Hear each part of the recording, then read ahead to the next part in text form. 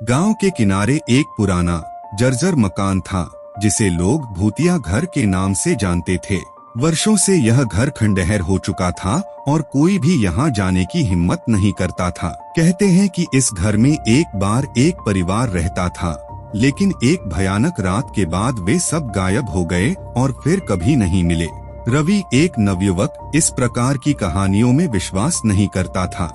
उसने तय किया कि वह इस घर की सच्चाई जानकर ही रहेगा। अपने दोस्तों की चेतावनी को अनसुना करते हुए रवि ने एक रात अकेले उस घर में जाने का साहस किया। घर के अंदर घुसते ही एक अजीब सन्नाटा था। पुरानी लकड़ियों की चटकने की आवाजें और दीवारों पर मकड़ियों के जाले माहौल को और भी डरावना बना रहे थे। रवि ने अपनी टॉर्च जलाई और घर के हर कोने की जांच शुरू की। हर कदम पर उसे महसूस हुआ कि कोई उसे देख रहा है, परंतु उसने अपनी हिम्मत को बनाए रखा। पहले कमरे में उसे एक पुरानी तिजोरी मिली। उसने तिजोरी खोली तो उसमें एक पुरानी डायरी थी। डायरी में लिखा था कि इस घर में रहने वाले परिवार पर एक श्राप था। रात में एक अदृश्य शक्ति उन्हें यातनाएं देती थी और अंततः एक रात सबको अपने साथ ले गई। डायरी पढ़ते पढ़ते रवि को लगा कि उसके चारों ओर हवा ठंडी हो रही है। अचानक एक जोर की आवाज आई और दरवाजा अपने आप बंद हो गया।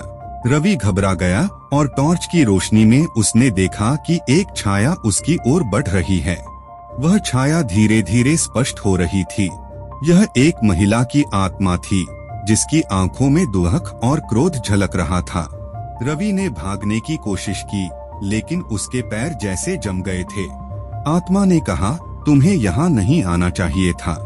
यह घर मेरा है और मैं इसे कभी नहीं छोड़ूंगी। रवि ने माफी मांगी और किसी तरह अपने पैर हिलाकर दरवाजे की ओर दौड़ा।